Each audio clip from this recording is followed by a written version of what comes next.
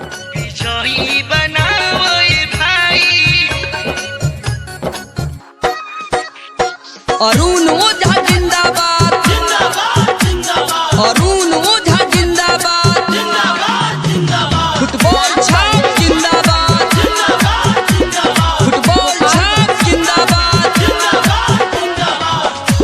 विजयी बनाओ भाई हमरा अरुण ओझा के।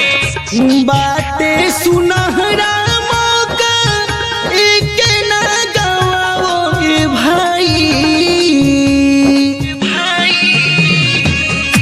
बाटे सुनहरा मौका एक ना गवाओ भाई। बाटे सुनहरा मौका एक ना गवाओ भाई।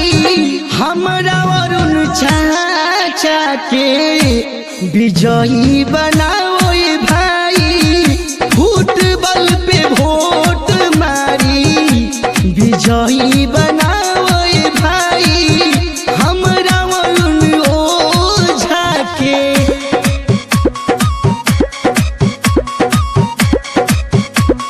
अरुण ओझा जिंदाबाद अरुण ओझा जिंदाबाद फुटबॉल छाप जिंदाबाद फुटबॉल छाप जिंदाबाद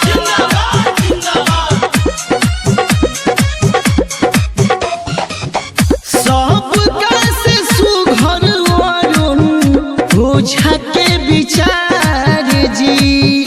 आशा स्वस्थ करमी के करस सत्कार जी।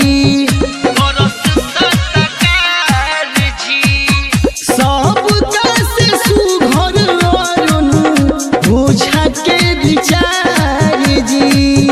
देखी पूरा जनता के करस सत्कार जी।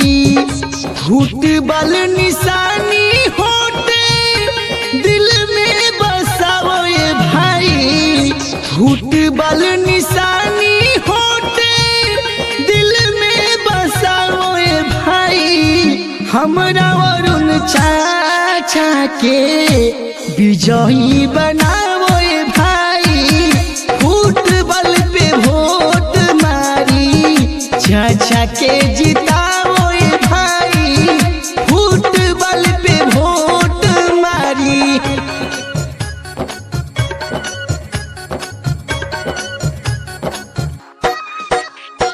अरुण ओझा जिंदाबाद अरुण ओझा जिंदाबाद फुटबॉल छाप जिंदाबाद फुटबॉल छाप जिंदाबाद विजयी बनाओ भाई हमरा अरुण ओझा के। संदीप शेरपुरी सबसे करले गुहार जी। अब की बार बनी दली सरकार जी। संदीप शेरपुरी सबसे करले गुहार जी। अब की बार बनी दली सरकार जी। दिल से जयकारा अरुण ओझा के लगाओ भाई। दिल से जयकारा अरुण ओझा के लगाओ भाई। फुटबॉल पे वोट मारी चाचा के जिताओ भाई। फुटबॉल पे वोट मारी चाचा के जिताओ भाई हमरा अरुण ओझा के। बाटे सुनहरा मौका एक ना गवाओ भाई।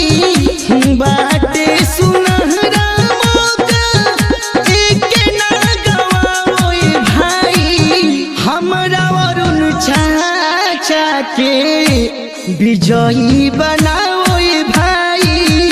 फुटबॉल पे वोट मारी विजयी